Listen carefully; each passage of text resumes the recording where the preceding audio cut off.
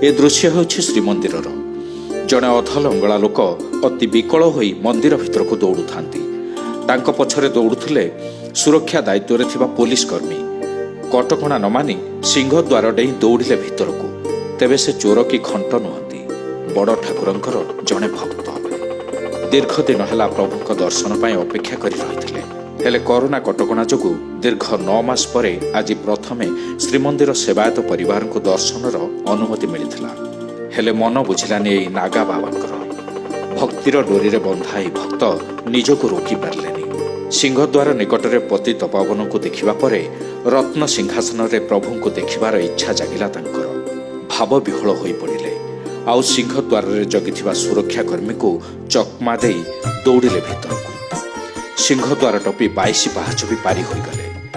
ତାପରେ ପହଞ୍ଚିଗଲେ ଚତୁର୍ଦ୍ଧା ମୂର୍ତ୍ତିଙ୍କ ସାମ୍ନାରେ। ଆଖି ପୁରାଇ ଦେଖିଲେ, ହେଲେ ମନ ମାନୁନଥିଲା। ଆସିବା ପାଇଁ ଇଚ୍ଛା ହେଉନଥିଲା। କିନ୍ତୁ ସୁରକ୍ଷା କର୍ମୀମାନେ ତାଙ୍କୁ ଟାଣି ଟାଣି ନେଇ ଆସିଲେ। ଏମିତି ଏକ ଦୃଶ୍ୟ ଆଜି ସିଂହଦ୍ୱାର ସମ୍ମୁଖରେ ଦେଖିବାକୁ ମିଳିଥିଲା।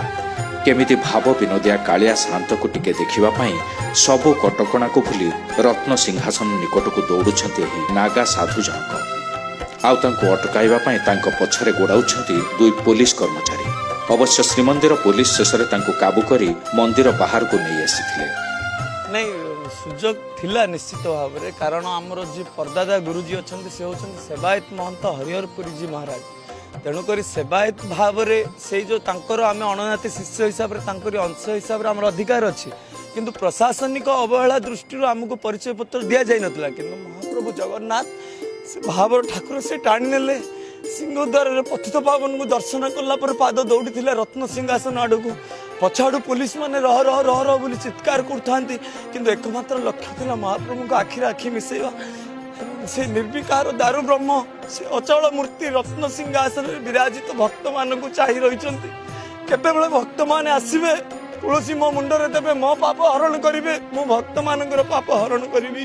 ଏହି ପ୍ରକାର ଭାବ ମୁଁ ଦେଖିବାକୁ ପାଇଲି। ନିର୍ବିକାର ଏହି ପ୍ରଭୁ ରତ୍ନ ସିଂହାସନରେ ଚାହିଁ ରହିଛନ୍ତି ଭକ୍ତମାନଙ୍କୁ।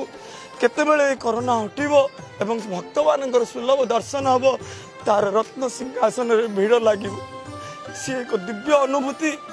ମନ ମୋର ରୋମାଞ୍ଚିତ, ଶରୀର ରୋମାଞ୍ଚିତ ହେଉଛି। ଯେତେବେଳେ ମୁଁ କାଳିଆ ସାନ୍ତଙ୍କ ଆଖିରେ ଆଖି ମିଶାଇଛି, ମୁଁ ସମାଧିସ୍ଥ ହୋଇଛି। ଯେତେବେଳେ ସେ ଜେଟିପି ଜଣେ ଧକ୍କା ମାରିଲେ, ତାପରେ ଯାଇ ମୁଁ ଜ୍ଞାନସ୍ଥ ହେଲି ଏବଂ ତାପରେ ସେ ମୋତେ ଦକ୍ଷିଣ ଦ୍ୱାର ପଟେ ଛାଡ଼ି ଦେଇଥିଲେ।